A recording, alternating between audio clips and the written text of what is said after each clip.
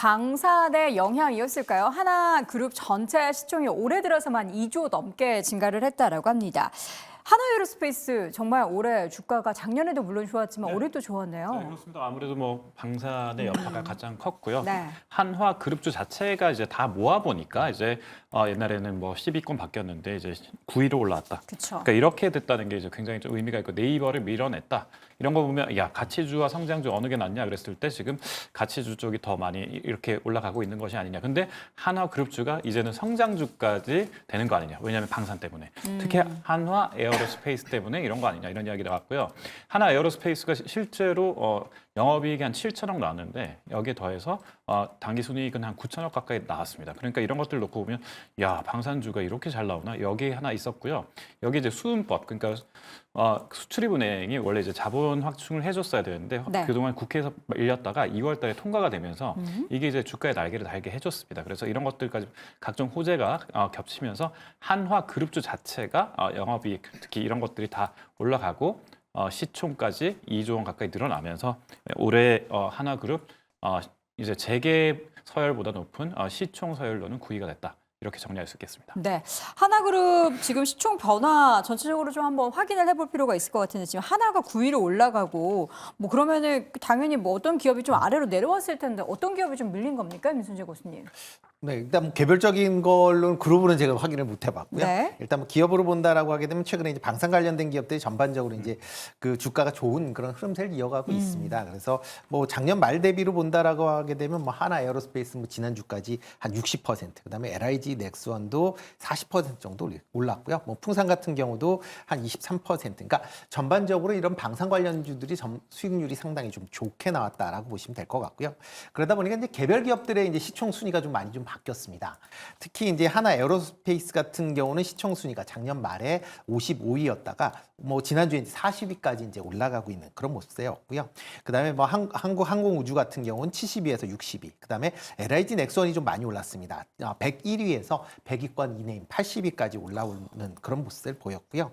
뭐 일단 뭐 하나그룹 하나도 뭐 131위에서 112위까지. 그러니까 전반적으로 이런 방산 관련된 기업들이 대부분이 좋은 주가 흐름에 의해서 시총도 같이 증가하고 있는 그런 모습을 보이고 있습니다. 뭐 일단 뭐 최근 들어 이제 방산 관련돼서 계속 좋은 그런 얘기들이 나오고 있습니다. 특히 수주에 관련된 부분 그리고 이제 기존에 갖고 있는 수주 잔고에 대한 부분들이 계속 부각이 되면서 뭐 이런 방산주 관련된 부분은 아마 추가적으로 좀 더 관심을 가지셔야 되지 않을까라는 생각을 해보고 있습니다. 네. 자, 지금 보니까 방산주 안에서도 좀 뭔가 변화가 많이 생기는 것 같은데 사실 하나에어로스페이스 같은 경우는 이전에도 저희가 다뤘을 때 방산 관련한 이야기 말고도 우주산업 관련해서도 전체 뭔가 시장에서 가장 좀 주요한 역할을 하고 있다라는 부분을 언급한 만큼 방산과 우주항공으로 인한 향후에 더 큰 도약이 나타날 것 같다라는 생각도 드는데 좀 어떻게 보시는지요? 네, 더 큰 도약이 있겠죠. 하지만 일단 주가 흐름 같은 경우는 어느 정도 좀 제한적일 가능성이 있다라고 보고 있습니다. 조정을 좀 받아야 될 거라고 생각을 하고 있는 부분이고요. 지금 이제 방산 쪽이랑 우주항공 쪽은 전반적인 성장이라고 볼 수가 있죠. 지금 방산 같은 경우는 원래 내수 시장에 주력을 했었다가 러시아와 우크라이나 전쟁이 터지면서 우리가 이제 수출을 하기 시작을 했습니다. 근데 이 수출을 하는 과정에서 다른 나라 입장에서 봤을 때 우리나라 방산 그 무기 체계 자체가 굉장히 좋다라고 합니다. 가성비도 굉장히 좋고요. 특히나 납기를 맞출 수 있다는 것이 굉장히 큰 메리트로 다가오고 있다라고 하죠. 그래서 우리나라 방산주들 같은 경우는 실제로 이제 실적을 수반하면서 성장을 하고 있는 상황이기 때문에 우리가 일시적으로 시장에서 테마로 불었다가 뭐 변동성이 잦아들면 시장이 관심에서 멀어지는 그런 수준이 아니라 앞으로 계속해서 성장할 가능성이 높다라고 보고 있습니다. 그래서 우리나라 같은 경우는 지금 2027년도에 전 세계 4대 강국을 목표로 하고 있는데 네. 충분히 가능성이 있다라는 분석이 나오고 있는 부분이고요. 그런 것들을 고려해 봤을 때 하나 에어로스페이스 일단은 주가가 단기적으로 많이 올라왔기 때문에 어느 정도의 조정을 받을 수는 있지만 신고가 영역이기 때문에 전 다시 한번 우상향이 이어질 가능성이 높다라고 보고 있습니다. 거기에 덧붙여서 말씀드리자면 네. 우주항공청에 관련되어 있는 모멘텀도 5월 달에 들어올 가능성이 높죠. 그래서 우주항공청에 관련돼서 이제 1월 달이나 2월 달에 잠깐 시장에서 부각됐다가 굉장히 오랫동안 조정을 받고 있는 부분이 있는데 우리가 우주 관련 종목으로 따져본다라고 한다면 세트레가이 같은 기업들이 있습니다.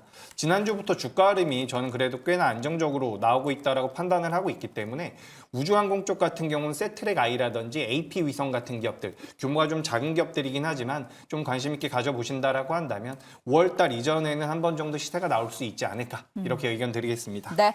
자, 한화 에어로스페이스 말고 하나그룹주 안에 다른 기업들도 좀 보도록 하겠습니다. 보면은 이제 한화생명, 한화 그리고 한화투자증권 등의 이런 금융 관련한 지주사 관련한 기업들도 많이 올라왔잖아요. 물론 이제 한화 에어로스페이스 비해서는 좀 덜이지만 다양한 모멘텀이 있습니다. 저 PBR 이슈도 있고 비트코인 가격도 있고요.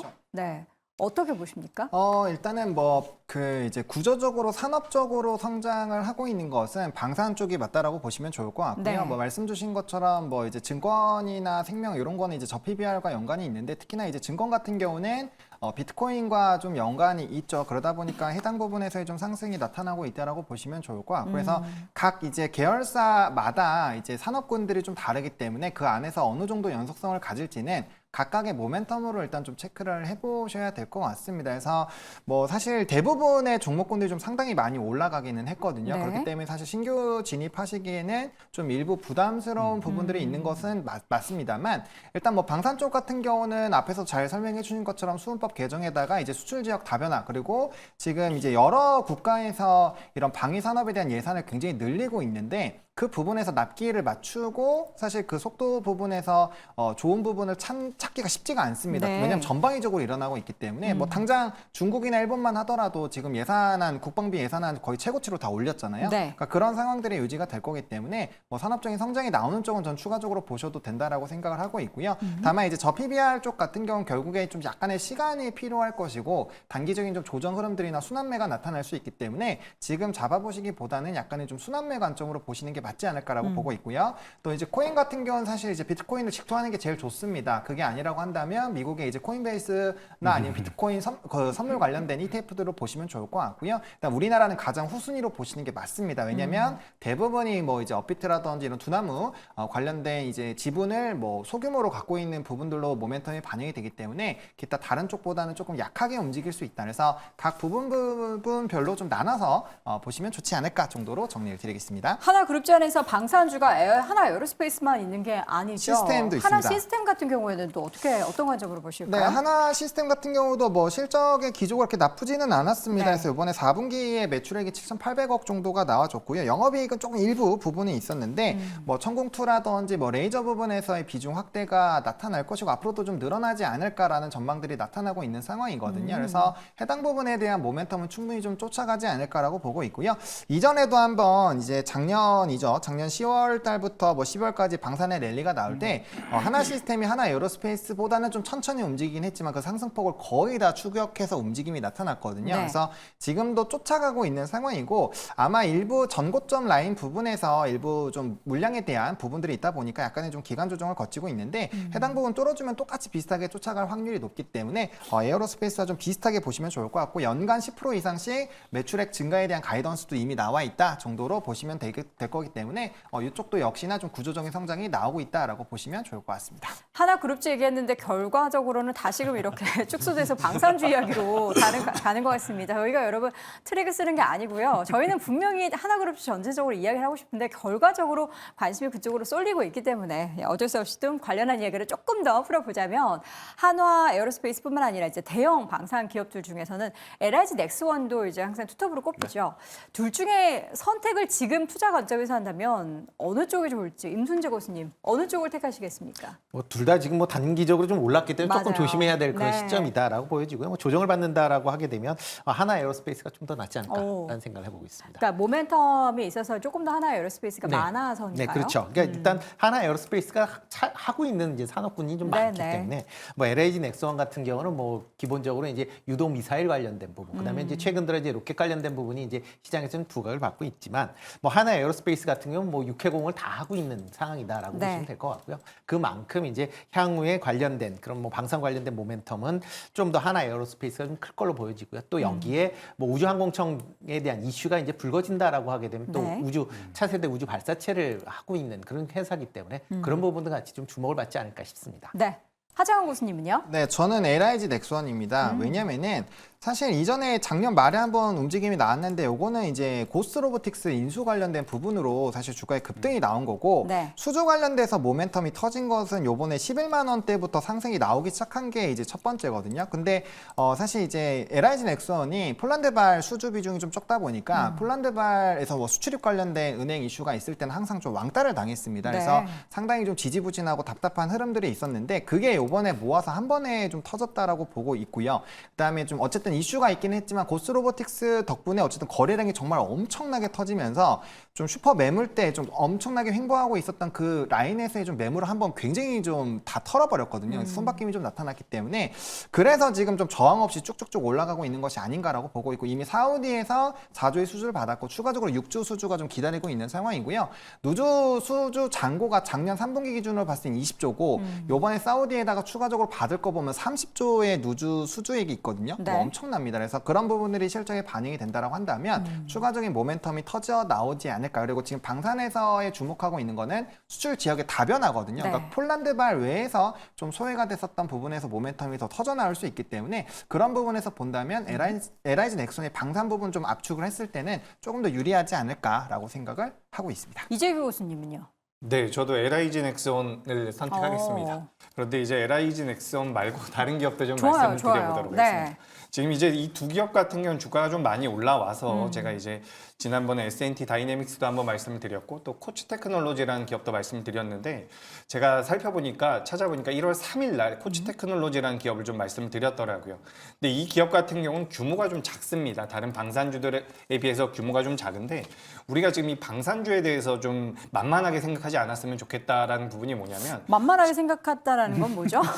너무 좀 쉽게 투자를 할 수 있다? 쉽게라기보다는 좀 더 상승 여력이 더 남아 있다. 아, 이렇게 좀 보셨으면 너무 좋겠다. 좋게만 생각하면 안 된다. 아, 좋게 생각해달라는 말씀이고요. 네. 그러니까 만만하다라는 게 혹시 좀 안 좋게 생각하실까봐 이제 많이 올라서 네. 재미없다라고 아, 생각하실까봐 그렇군요. 좀 좋게 네. 생각하셨으면 좋겠다라는 부분이 뭐냐면 지금 우리나라 뭐 K9 자주포 같은 경우는 유럽 쪽에 지금 수출을 하고 있는데 과거에는 이제 작은 나라들의 좀 경제 규모가 작은 나라들의 수출을 많이 했었거든요. 근데 지금 같은 경우는 우리나라 수출이 되고 있는 나라들의 면면을 보면 뭐 8개 국가에 수출을 했는데 5개 국가가 나토에 속해 있는 국가입니다.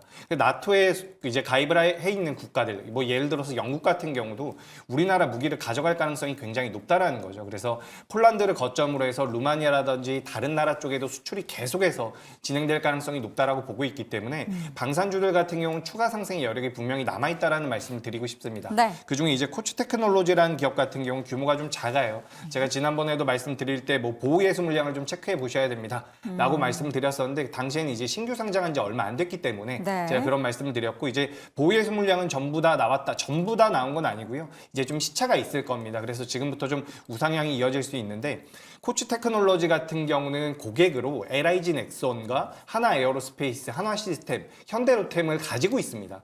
그러니까 앞서 말씀드린 이 방산업체들의 실적이 늘어난다라고 한다면 코치 테크놀로지 같은 경우도 실적이 자연스럽게 늘어날 가능성이 굉장히 높겠죠. 그래서 탄력적인 면을 따져봤을 때는 전 규모가 좀 작기 때문에 만약에 매매를 하신다면 손절가는 분명히 정하고 하셔야겠지만 이 코치 테크놀로지라는 기업도 좀 관심 있게 보시면 어떨까 의견 드리겠습니다. 알겠습니다. 다양한 종목들 이야기를 나눠봤습니다. 이제 달려가는 기업 말고도 우리에게는 기회가 있다라고 하니까 여러분 만만하게 보지 마시고 추가적인 수익을 한번 향유해 보시기 바랍니다. 다시 한번 네 분의 의견 한 줄평 확인해 보시죠. 자, 임순재 고수입니다. 수주 실적을 받쳐주는 주가 움직임입니다. 박수호 고수는 수음법 통과 날개 달았네. 이재규 고수 실적 동반한 성장 스토리를 쓰고 있다. 하정우 고수는 실적도 좋고 수음법 개정됐고 지역도 확대되고 라고 의견을 남겼습니다. 네, 오늘 장탑5 이어서 3위 주제 확인해 보시죠.